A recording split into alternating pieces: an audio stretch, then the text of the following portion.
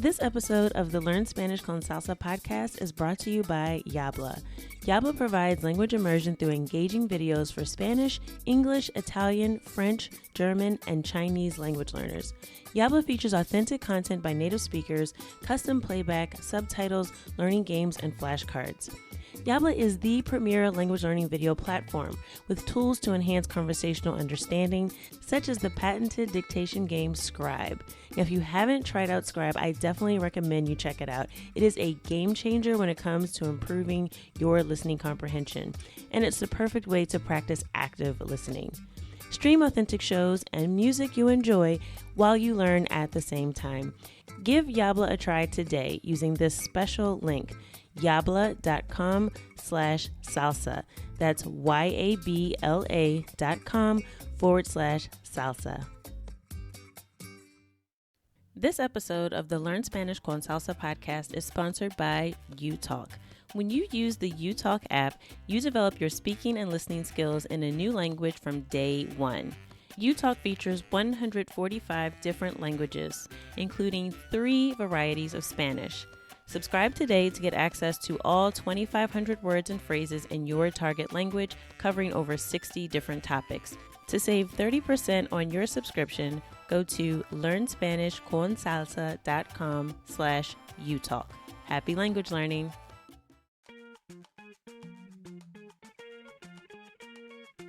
Bienvenidos! Welcome to the Learn Spanish Con Salsa podcast, the show for Spanish learners that love music, travel, and culture.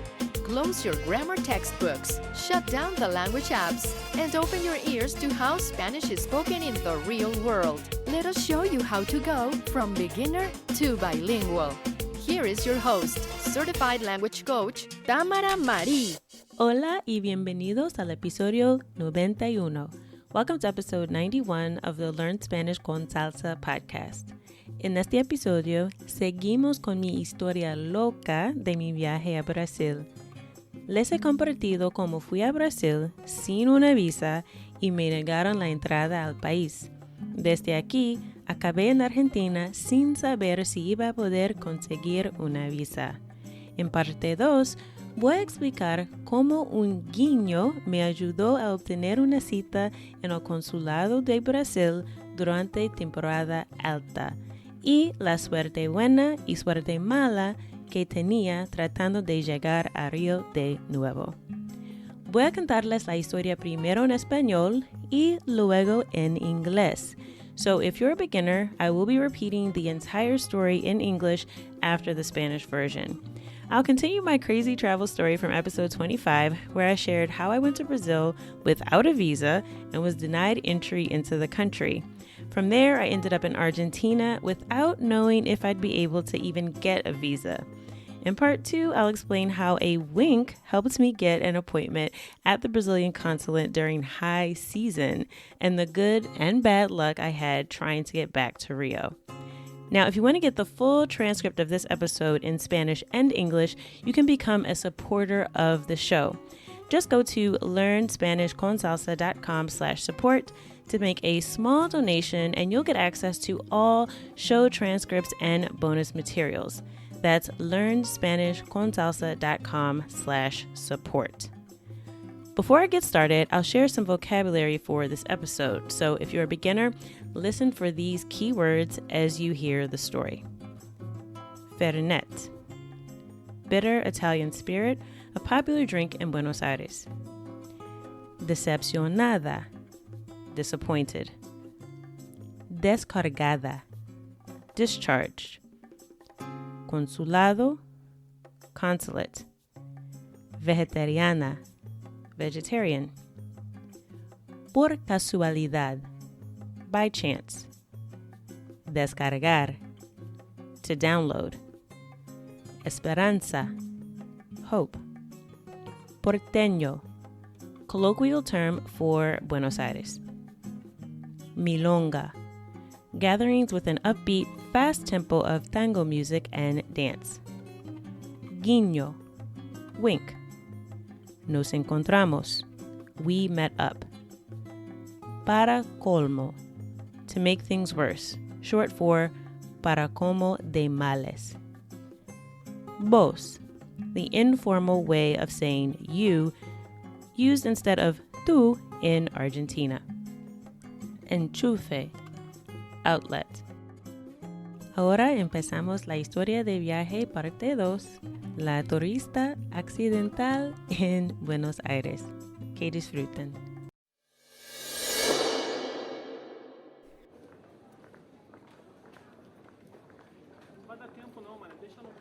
Llegué a la puerta con mi móvil prácticamente descargado.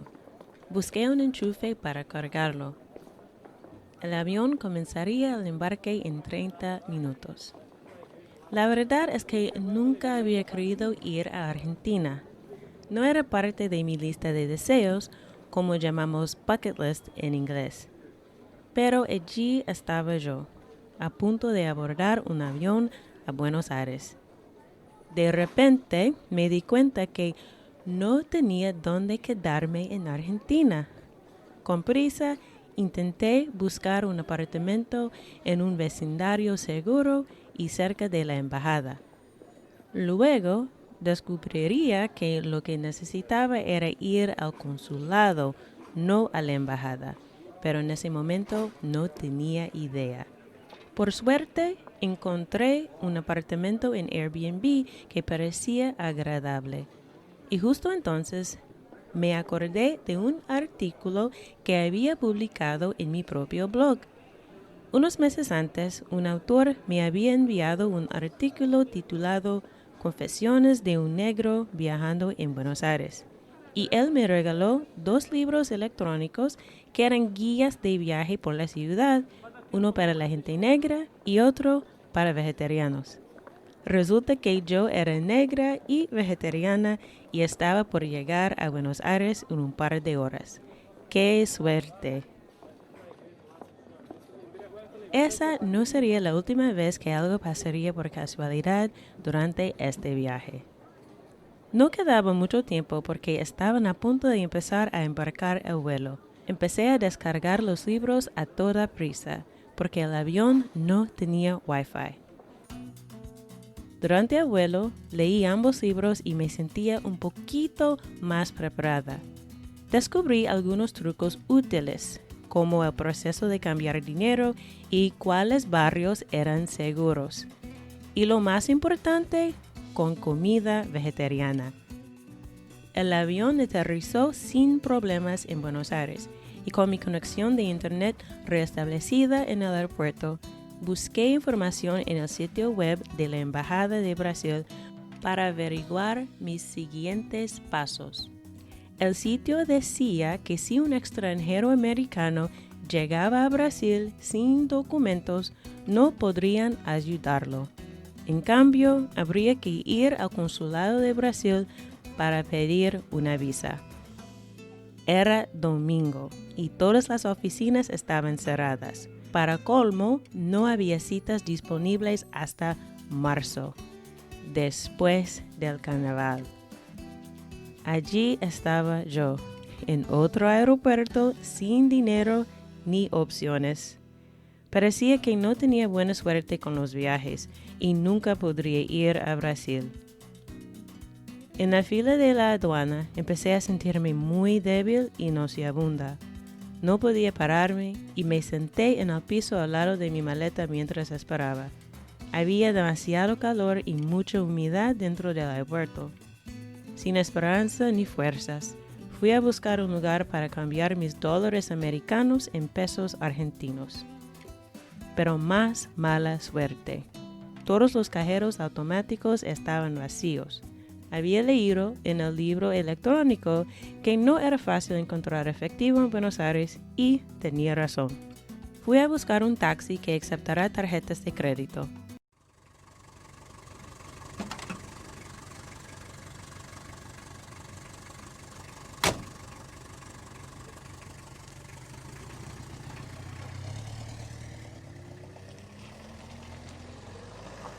En el taxi tuve un momento para pensar. Me preguntaba, ¿qué diablos estaba haciendo en Argentina? ¿Regresaría a Brasil a tiempo para el carnaval? ¿O en lo absoluto? Al leer la página de la embajada, supe que tenía que ir al consulado de Brasil para conseguir una visa y pagar las tarifas en efectivo.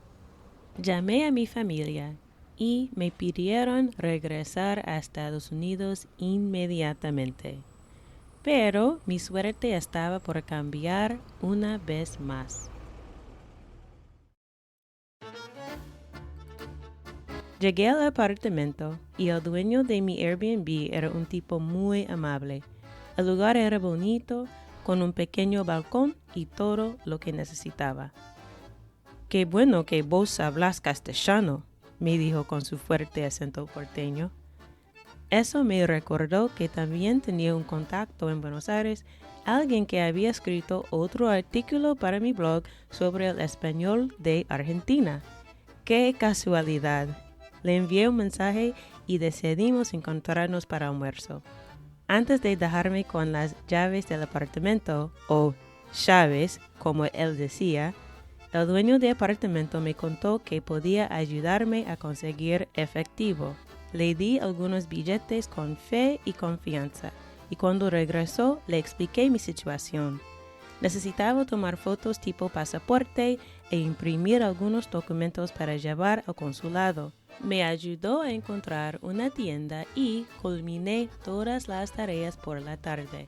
Por fin, la hora de ir al consulado había llegado.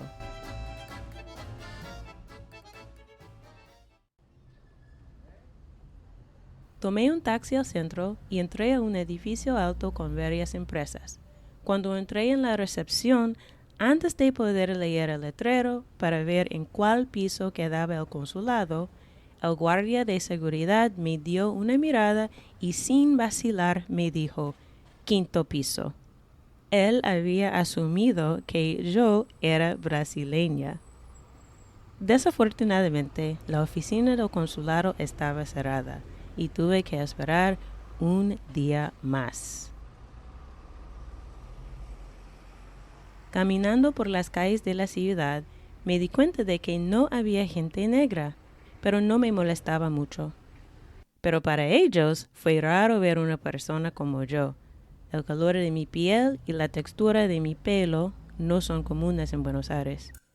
Luego aprendí que hay una historia triste en que la mayoría de los negros que vivieron allí murieron, y las raíces del famoso baile tango vienen de esos mismos africanos que no aparecen en las milongas hoy en día. El próximo día regresé al consulado. Me paré en la fila como si todo estuviera bien, sabiendo que no tenía una cita.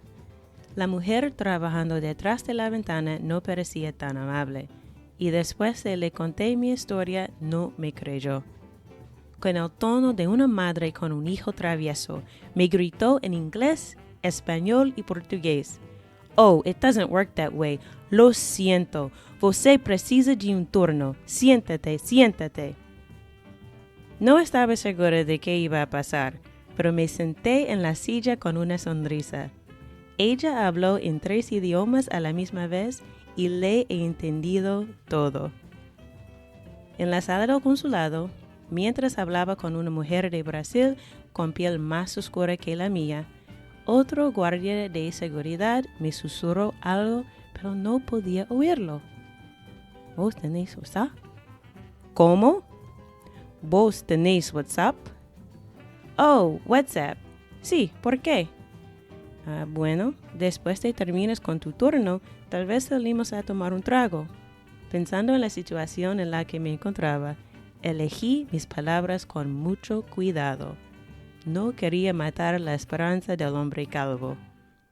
Le respondí, «Vamos a ver. ¿Crees que ella me va a ayudar?» «Un momento», me dio con un guiño. Él fue a hablar con la mujer detrás de la ventana y en un par de minutos me llamó. Ella me preguntó por qué no tenía un pasaje a Río de Janeiro y le conté que no quería desperdiciar mi dinero así si no conseguía una visa. Le expliqué todo lo que había pasado con la aerolínea, pero ella necesitaba pruebas y yo no tenía suficiente dinero. Tuve que ir a un café para imprimir mi reservación original y al Banco Internacional para conseguir más efectivo. Todo antes de el consulado cerrara. Superé algunos problemas con la seguridad de mis cuentas porque tuve que explicar por qué alguien estaba tratando de acceder a mi información desde Argentina si supuestamente yo estaba en Brasil. Y en el banco usé el cajero automático y saqué justamente la cantidad de efectivo que necesitaba. Un par de dólares más y habría sobrepasado el límite. Normalmente no viajo con mi tarjeta de débito, pero por suerte la tenía esta vez. Regresé al consulado y entregué mis documentos y pasaporte con el efectivo. Y el próximo día recogí mi visa nueva.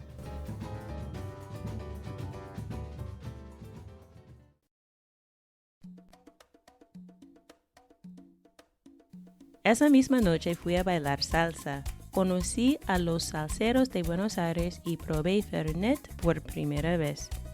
Les pedí llevarme a un lugar con tango y no estuve decepcionada.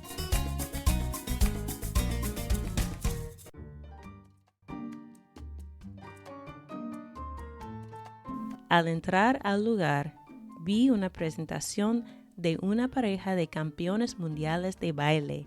Me fascinaba la manera en que bailaban, tan formal e íntimo. Las mujeres con ojos cerrados. En las calles de la ciudad aprendí el paso básico de tango.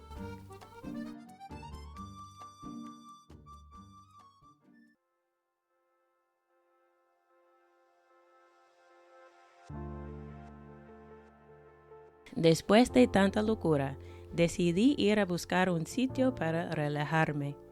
Por suerte, encontré un centro de meditación que daba a un par de cuadras de mi apartamento. Más temprano ese año, había querido empezar una práctica de meditación. He leído que los científicos afirman que es buena para la memoria, el estrés y el manejo de las emociones. Encontré una clase de meditación en mi ciudad y fui a aprender cómo hacerlo. Fue en un templo budista y un mes antes de mi viaje hicieron una meditación guiada con oraciones por el protector, entre comillas. Después de la clase me dieron una tarjetita con su imagen y por alguna razón la traje en la carterita que usaba durante mis viajes. Cuando entré al centro de meditación allí en Buenos Aires, me di cuenta de que era parte de la misma comunidad budista que había encontrado en mi ciudad. ¡Qué casualidad! Escuché una meditación guiada, con ojos cerrados, respiré profundamente y sabía que todo estaría bien. Hicieron una oración que había escuchado antes, pero esta vez fue en español. Fue la oración de ese mismo protector. Y en ese momento me di cuenta de que en realidad estaba protegida. Había encontrado la bondad de los demás a 5,000 millas de mi hogar y me sentí en casa.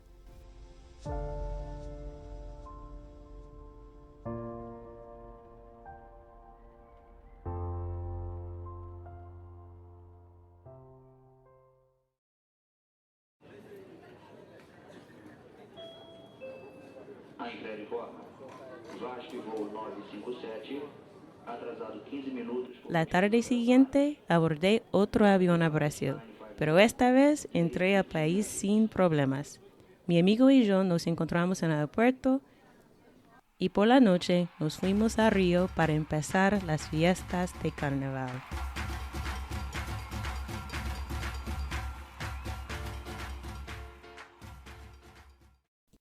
Ahora voy a contarles la historia en inglés. I arrived at the gate with my cell phone almost dead. I looked for an outlet to charge it. The plane would start boarding in 30 minutes. The truth is that I never wanted to go to Argentina. It wasn't on my bucket list. But there I was, about to board a plane to Buenos Aires. Suddenly, it dawned on me that I didn't have anywhere to stay in Argentina. Quickly, I tried to find an apartment in a safe neighborhood close to the embassy. Later, I would find out that I needed to go to the consulate, not the embassy. But at that time, I had no idea.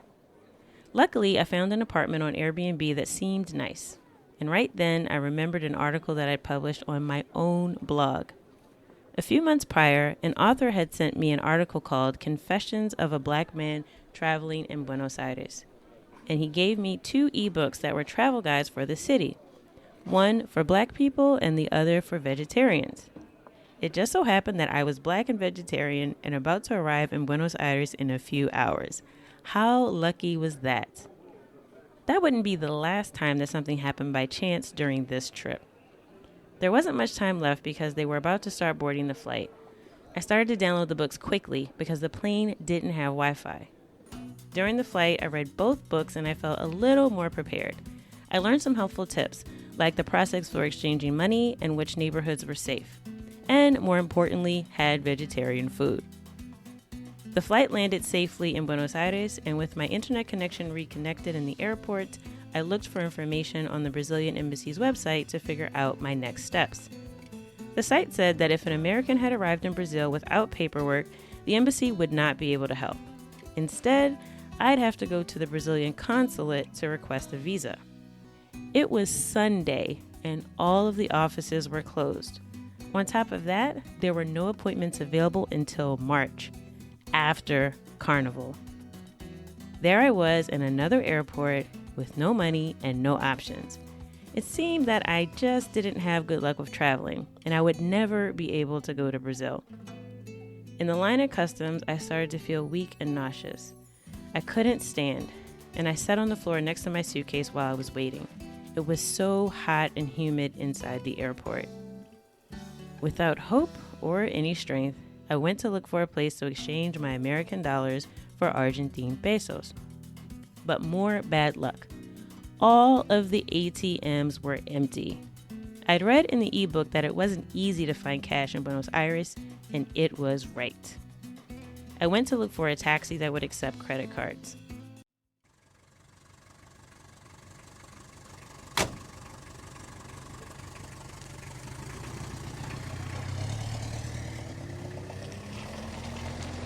In the taxi, I had a moment to think. I asked myself, what the hell was I doing in Argentina? Would I make it to Brazil in time for Carnival? Or would I make it back at all? Reading the embassy's website, I found out that I'd have to go to the Brazilian consulate to get a visa and pay the fees in cash. I called my family and they pleaded with me to return to the U.S. right away. But my luck was about to change once more. I arrived at the apartment, and the owner of the Airbnb was a really nice guy. The place was nice, with a little balcony and everything that I needed. "It's good that you speak Spanish," he told me with his strong Buenos Aires accent. That reminded me that I also had a contact from the city, someone else that had written another article for my blog about Spanish from Argentina. What a coincidence. I sent him a message and we decided to meet up for lunch. Before the owner left me with the keys to the apartment, he told me that he would help me get cash. I trusted him and gave him some bills, and when he came back, I explained my situation to him. I needed to take passport photos and print some documents to take to the consulate. He helped me find a store, and I finished all the errands that afternoon. Finally, it was time to go to the consulate.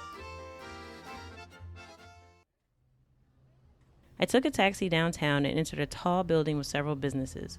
When I entered the lobby, before I could even read the sign to see on what floor the consulate was located, the security guard gave me one look and without hesitation told me, 5th floor. He had assumed that I was Brazilian.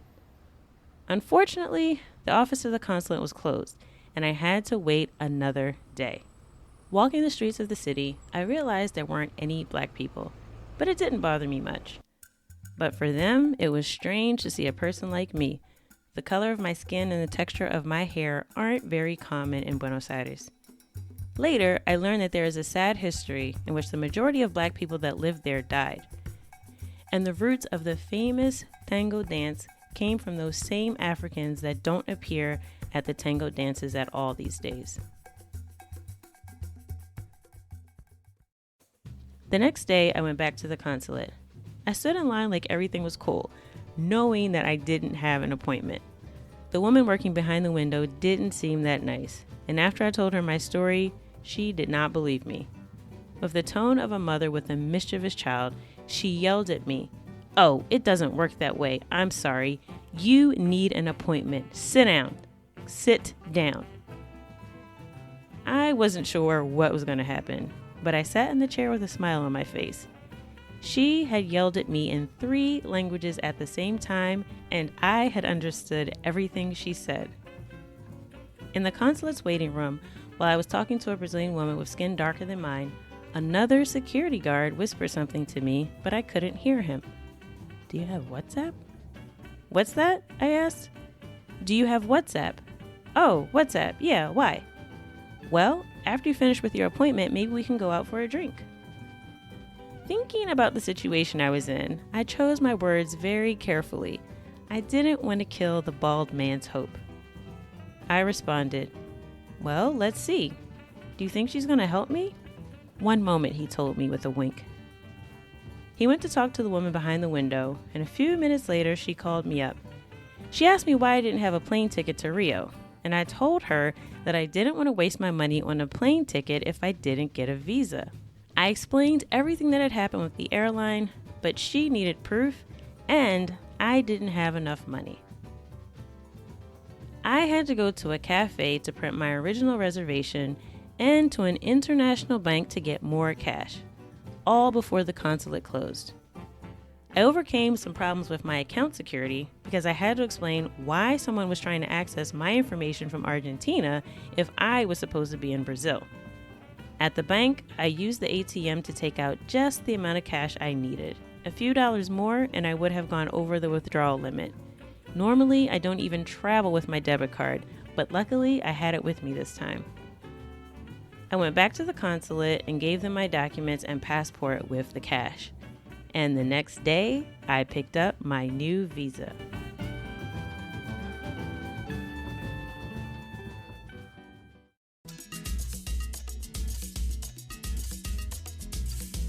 That same night, I went out salsa dancing. I met the salsa dancers in Buenos Aires, and I tried Fernet for the first time. I asked them to take me to a place with tango dancing, and I was not disappointed.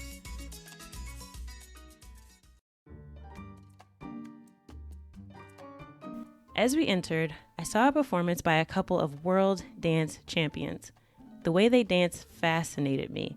So formal and intimate. The women with their eyes closed. In the streets of the city, I learned the basic step of tango.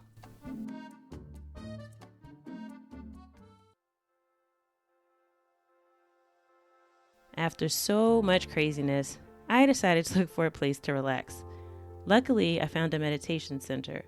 It was located a few blocks from my apartment. Earlier that year, I had wanted to start a meditation practice. I've read that scientists say it's good for memory, stress, and emotional management. I found a meditation class in my city, and I went to learn how to do it.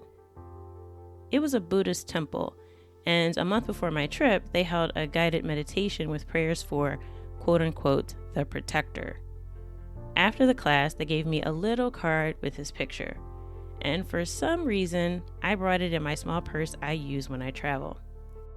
When I entered the meditation center there in Buenos Aires, I realized that it was part of the same Buddhist community that I'd found in my city. What a coincidence!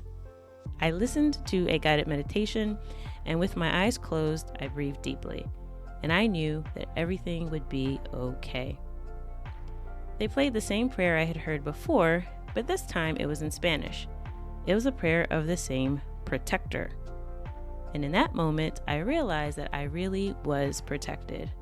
I had found the kindness of others 5,000 miles from home, and I felt right at home.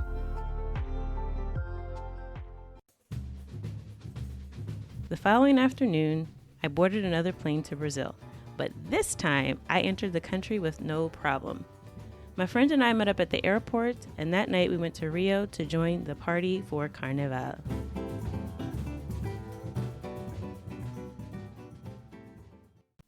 I hope you enjoyed my crazy travel story to Brazil, and I will be sharing more stories in the future. Don't forget, if you want to download the full transcript in Spanish of this episode, plus the translation to English, become a supporter of the show. Go to learnspanishconsalsa.com/support, and you'll be able to access the show notes for all of our episodes, as well as transcripts and other bonus material. That's learnspanishconsalsa.com/support. I hope that something you heard in today's episode has helped you go at least un paso más cerca, one step closer, from Spanish beginner to bilingual. Hasta la próxima.